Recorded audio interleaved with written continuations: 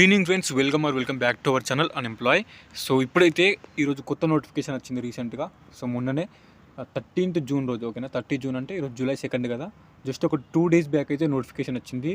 MTS multi tasking staff, ఇది non technical staff, ఓకేనా. So దీనికి సంబంధించి జస్ట్ ఒక 10th క్లాస్ ఎలిజిబిలిటీ ఉన్న బాయ్స్ అండ్ గర్ల్స్ వీటికి అప్లై చేసుకోవచ్చు. ఒకటే ఎగ్జామ్ ఉంటుంది, ఒకటే రోజు ఒకటే ఎగ్జామ్ ఉంటుంది. ఈవెంట్స్ కానీ అది మెయిన్స్ కానీ ఏముండయి, ఓకేనా. ఎవరైతే 10th క్లాస్ కంప్లీట్ అయ్యి 18 years ఎబోవ్ ఉన్నారో వాళ్ళందరూ అప్లై చేసుకోవచ్చు, బాయ్స్ అండ్ గర్ల్స్, ఈ నోటిఫికేషన్స్కి. అండ్ నార్మల్గా ఇది పోలీస్ డిపార్ట్మెంట్ జాబ్ అని చెప్పలేము. నార్మల్గా దీనికి ఈవెంట్స్ ఏముంటాయి, నార్మల్ ఒక క్లర్క్ పోస్ట్ లాంటిది, ఓకేనా. సో డిఫరెంట్ డిపార్ట్మెంట్స్ ఉంటాయి కదా, మొత్తం ఆల్ ఓవర్ ఇండియా వైజ్ చాలా డిపార్ట్మెంట్స్ ఉంటాయి మన ఇండియన్ గవర్నమెంట్కి. ఆ డిపార్ట్మెంట్స్లో లైక్ ఇన్కమ్ ట్యాక్స్ కానీ, రెవెన్యూ కానీ, ఇంకా చాలా డిపార్ట్మెంట్స్ ఉంటాయి కదా, అందులో పోస్టింగ్ అనేది ఉంటుంది మీకు. ఒక ఆఫీస్లో, ఏదో ఒక ఆఫీస్ వర్క్ నార్మల్గా 10 to 4 జాబ్ ఉంటుంది కదా, ఆఫీస్ వర్క్. మార్నింగ్ 10కి ఆఫీస్కి వెళ్ళి ఈవినింగ్ 4కి ఆఫీస్ నుంచి రావాలి. సో దానికి సంబంధించిన జాబు, మంచి జాబ్ ఇది. 30,000 శాలరీ వస్తుంది ఈజీగా ఫస్ట్ మంత్ నుంచేలే. సో సింపుల్గా వచ్చే జాబ్స్ అనేవి కొన్ని ఉంటాయి, దానికి ఈవెంట్స్ ఏముండదు, ఒకటే ఎగ్జామ్ ఉంటుంది కాబట్టి కొంచెం చదవాలి. సో అది దీనికి సంబంధించిన నోటిఫికేషన్ క్లారిటీగా చూద్దాం. ఇప్పుడు వచ్చేసి డేట్ వచ్చేసి ఆల్రెడీ స్టార్ట్ అయింది June 30కి, జూలై 21కి మనకి అయిపోతుంది. 21 days ఇచ్చింది. యాక్చువల్గా 1 month ఇస్తాడు ఎప్పుడైనా ఎస్ఎస్సి వాడు. ఇది కూడా ఎస్ఎస్సి స్టాఫ్ సెలక్షన్ కమిషన్ వెబ్సైట్లోనే లాగిన్ అయ్యి అప్లై చేసుకోవాలి, ఓకేనా. ఎస్ఎస్సి జీడీ వాళ్ళు కానీ, ఎస్ఎస్సి సిజిఎల్ సిహెచ్ఎస్ఎల్ ఎట్లనో ఎస్ఎస్సి ఎంటీఎస్, ఎస్ఎస్సీదే కండక్ట్ చేస్తారు ఎంటీఎస్ మల్టీ టాస్కింగ్ ఎగ్జాము. దీనికి సంబంధించి 21 లాస్ట్ డేట్, ఓకేనా. ఎగ్జామ్ వచ్చేసి సెప్టెంబర్లో ఉంటుంది, September 2023. సెప్టెంబర్ అంటే సెప్టెంబర్లోనే ఉంటుంది, ఎట్టి పరిస్థితుల్లో పోస్ట్పోన్ కాదు. ఎందుకంటే ఎస్ఎస్సి జాబ్ క్యాలెండర్ వైజ్ ఉంటుంది, ఓకేనా. సో ఒక ఎగ్జామ్ పోస్ట్పోన్ చేయాలి అంటే మళ్ళీ మిగిలిన ఎగ్జామ్స్ అన్నీ సెట్ చేయాలి. కంపల్సరీ పోస్ట్పోన్ చేయాలి అనే పాయింట్ ఆఫ్ టైంలోనే చేస్తారు, లేదంటే మ్యాక్సిమం చేయరు. ఎవరైనా కొత్త వాళ్ళు ఉంటే ఎస్ఎస్సిలో, కొత్త వాళ్ళు 18 years ఇప్పుడే క్రాస్ అయిన, ఇంతవరకు ఏ జాబ్ అప్లై చేసుకోలేదు అనుకుంటే వాళ్ళు కూడా చేసుకోండి. Already SSC GD, SSC CGL apply చేసిన వాళ్ళు ఉంటే మీ నార్మల్ రిజిస్ట్రేషన్ నెంబర్, పాస్వర్డ్ తోటి లాగిన్ అయ్యి అప్లై చేసుకోవచ్చు, ఓకే. దీనికి సంబంధించిన మోర్ డీటెయిల్స్ చూద్దాం ఇందులోనే.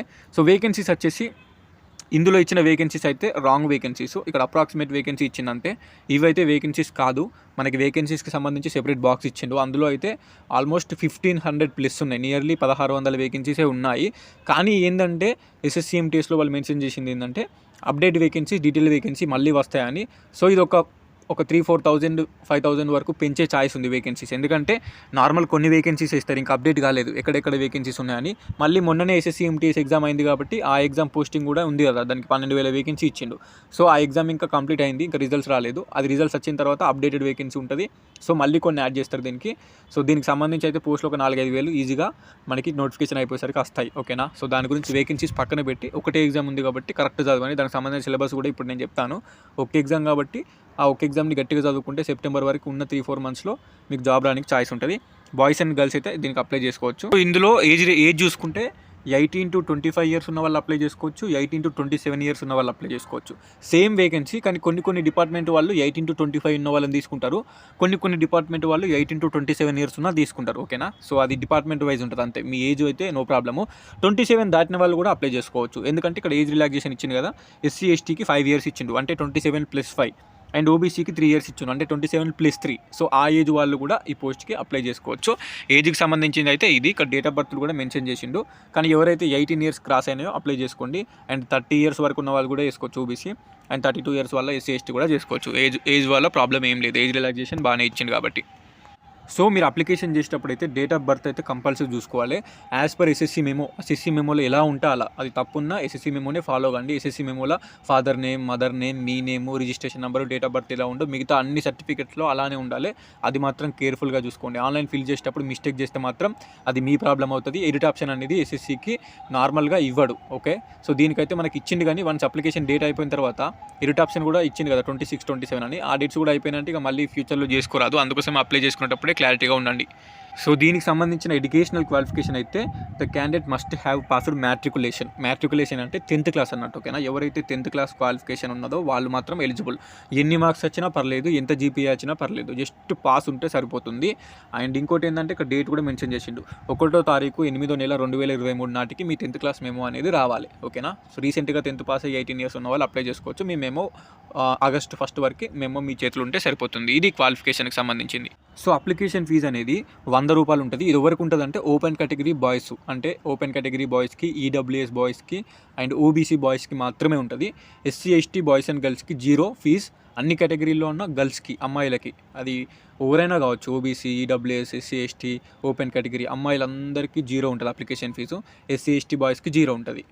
మిగిలిన వాళ్ళు ఎవరు, ఓబీసీ కానీ, ఈడబ్ల్యూఎస్ కానీ, యూఆర్ కానీ, అన్రిజర్వ్డ్ ఓపెన్ వాళ్ళు బాయ్స్కి 100 రూపాయల అప్లికేషన్ ఫీజు ఉంటుంది. ఎస్ఎస్సి ఏదైనా అంతే. ఎస్ఎస్సి ఎంటీఎస్ అని కాదు, ఎస్ఎస్సి సిజిఎల్, జీడీ, సిహెచ్ఎస్ఎల్ ఏదైనా ఎస్ఎస్సి సిపిఓ 100 రూపాయల అప్లికేషన్ ఫీజు పెడతాడు ఎస్ఎస్సి వాళ్ళు. స్టాఫ్ సెలక్షన్ కమిషన్ వాళ్ళు అంతకు ఎక్కువ అయితే పెడతారు. అది రీజనబుల్ ప్రైజే, నార్మల్ మనకైతే అప్లై చేసుకోనికి. సో ఇక్కడ నేను ఎందుకు క్లారిటీగా చెప్తున్నాను అంటే, అప్లికేషన్ చేసేటప్పుడు మీరు ఒకవేళ మిస్టేక్ చేస్తే వాళ్ళు ఎడిట్ ఆప్షన్ ఇచ్చిర్రు, ఓకేనా. సో జూలైకి ఒక 3 days ఇచ్చిర్రు, జూలై 25 అని. ఆ డేట్స్లో మీరు ఒకవేళ మిస్టేక్ చేసిన అప్లికేషన్ ఫామ్ ఫస్ట్ ఎడిట్ చేసుకోవాలనుకుంటే 200 అప్లికేషన్ ఫీజు కట్టి ఎడిట్ చేసుకోవాలన్నమాట, ఓకేనా. సెకండ్ టైం ఎడిట్ చేసుకోవాలనుకుంటే 500. ఇదంతా లొల్లి ఎందుకు? అప్లికేషన్ చేసేటప్పుడు ఫస్ట్ టైమే క్లారిటీగా మిస్టేక్ లేకుండా అప్లికేషన్ చేసుకోండి. లేదు అంటే మనకు కరెక్షన్కి డేట్స్ ఇచ్చింది కదా అప్లికేషన్ ఎడిట్ ఆప్షన్కి, ఆ డేట్స్లో మీరు డబ్బులు కట్టి మరీ ఎడిట్ చేసుకోవాలి, మీరు చేసుకున్న మిస్టేకే. సో ఇది కూడా మెన్షన్ చేసింది నోటిఫికేషన్లో. సో ఇక్కడ సెంటర్స్ చూసుకోండి. మనది southern region, Andhra Pradesh, Puducherry, Tamil Nadu and Telangana. Centres వచ్చేసి కరీంనగర్, వరంగల్, హైదరాబాద్, ఓకేనా. కరీంనగర్, వరంగల్, హైదరాబాద్, తెలంగాణ వాళ్ళకి 3 సెంటర్స్ ఉంటాయి. సో మిగిలిన వాళ్ళకి చూసుకుంటే మనకి గుంటూరు, కర్నూలు, కాకినాడ, చీరాల, నెల్లూరు, రాజమండ్రి, తిరుపతి, విజయనగరం, ఓకే, విశాఖపట్నం, విజయవాడ, పుదుచ్చేరి, చెన్నై, కోయంబత్తూరు ఇవి మనవి కాదు. సో ఏపీ వాళ్ళకైతే ఇవి ఉన్నాయి, మీరు చూసుకోవచ్చు మీ సెంటర్స్. ఏపీ వాళ్ళకి చాలా సెంటర్స్ ఇస్తారు, ఎందుకంటే అప్లికేషన్స్ ఏపీలో చాలా వస్తాయి కాబట్టి.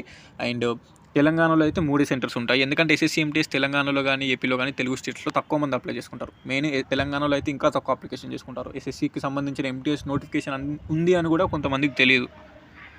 సో వీళ్ళు అప్లికేషన్ 13 రీజనల్ లాంగ్వేజెస్లో, ఓకేనా. తెలుగులో కూడా ఉంది, ఇక్కడ చూసుకోవచ్చు, తెలుగు అని కూడా మెన్షన్ చేశారు. అంటే మీరు తెలుగులో కూడా ఎగ్జామ్ రాసుకోవచ్చు. తెలుగు మీడియం వాళ్ళకి ఇది చాలా బెనిఫిట్. ఎస్ఎస్సీ అంటేనే మనకి ఇంగ్లీష్లో కండక్ట్ చేస్తుంది ఎగ్జామ్. ఎస్ఎస్సీ అంటే ఎస్ఎస్సీకి సంబంధించిన ఎగ్జామ్స్ అని ఒక పెద్ద భయం ఉండే, అప్లికేషన్ కూడా చేసుకోరు first.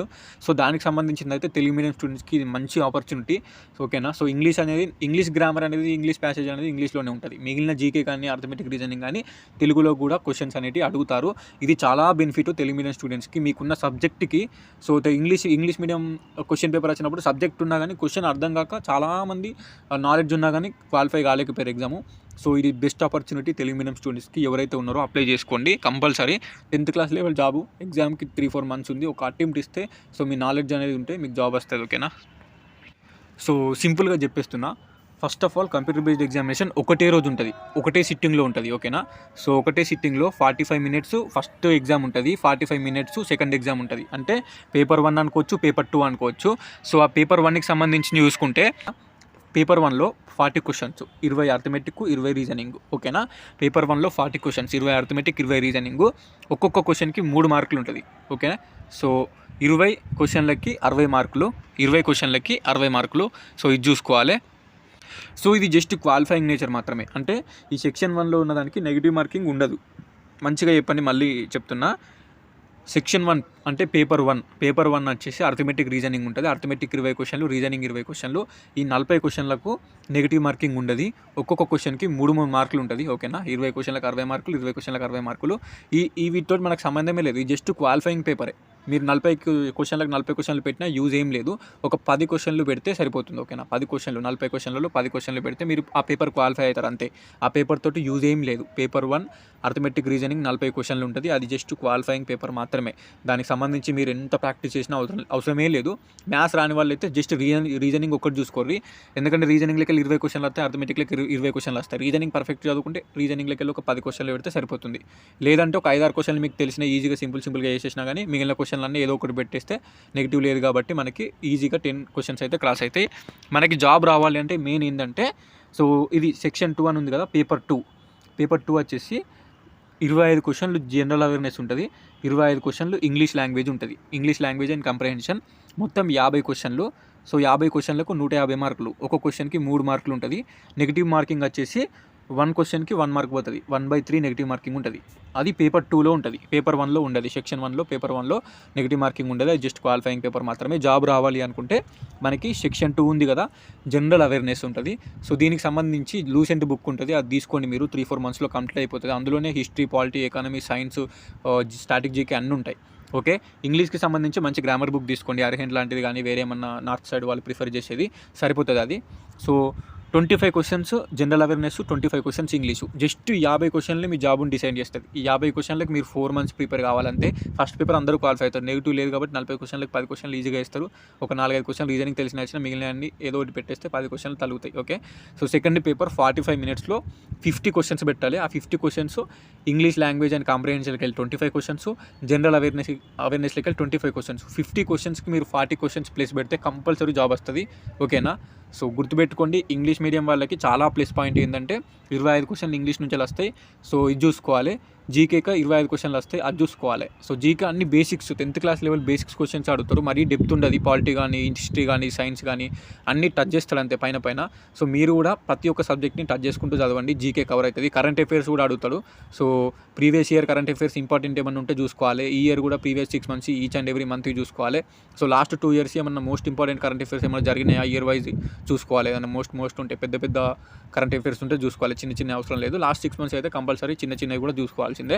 Current affairs, general awareness అవన్నీ అడుగుతాడు. 25 క్వశ్చన్స్లోనే ఒక 2-3 కరెంట్ అఫైర్స్, ఒక 2-3 సైన్స్, 2-3 హిస్టరీ, 2-3 పాలిటీ అట్లా అడుగుతాడు. So general awareness 25 questions plus English 25 questions, grammar ఉంటుంది, ప్యాసేజ్ ఉంటుంది. 50 క్వశ్చన్స్లో మనకి 150 మార్క్స్ ఉంటుంది. నెగిటివ్ మార్కింగ్ పేపర్ 2లో ఉంటుంది. ఈ 50 క్వశ్చన్స్కి ఒక క్వశ్చన్ తప్పు పెడితే ఒక మార్క్ పోతుంది. ఓకేనా, సో ఇది దీనికి సంబంధించి ఇంకేమైనా డౌట్స్ ఉంటే కింద కామెంట్ చేయండి, కంపల్సరీ రిప్లై ఇస్తాను. ఇంకేమైనా డౌట్స్ ఉంటే పర్సనల్గా అడగాలనుకుంటే అన్ఎంప్లాయ్ 2022 అని ఇన్స్టాగ్రామ్ ఐడి ఉంటుంది, అందులో కూడా మెసేజ్ చేయండి. Okay, so hope you understand and thank you subscribers. Signing off, this is your unemploy.